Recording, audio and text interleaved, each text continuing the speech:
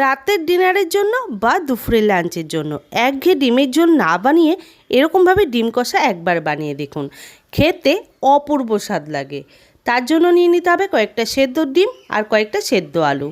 তারপর ফ্রাই প্যানে দিয়ে দিতে হবে বেশ কিছুটা পরিমাণে সর্ষের তেল। তেলের মধ্যে লবণ হলুদ দিয়ে ডিমগুলো দিয়ে একটু লালচে করে ভেজে তুলে নিতে হবে। ডিমগুলো কিন্তু আমি একটু কাঁটা চামচ দিয়ে চিড়ে দিয়েছিলাম। আর ওই সেদ্ধ করে রাখা আলুটাও খুব ভালো করে লালচে করে ভেজে নিতে হবে। ওই তেলের মধ্যেই ফোড়নে দিতে হবে গোটা গরম মশলা, সাদা জিরা, শুকনো লঙ্কা, তেজপাতা।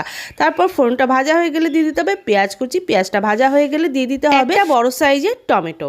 টমেটোটার মধ্যে একটু লবণ দিয়ে দিতে হবে। তারপর টমেটোটা খুব ভালো করে সেদ্ধ হয়ে গেলে দিয়ে দিতে হবে আদা, রসুন, কাঁচা লঙ্কা পেস্ট। ওগুলো ভেজে নিয়ে দিয়ে দিতে হবে গুঁড়ো মশলা, জিরার গুঁড়ো, ধনিয়া গুঁড়ো, লাল লঙ্কার গুঁড়ো, লবণ, হলুদ আর সামান্য পরিমাণে চিনি আর একটু জল দিয়ে ভালো করে মশলাটা কষিয়ে নিতে হবে।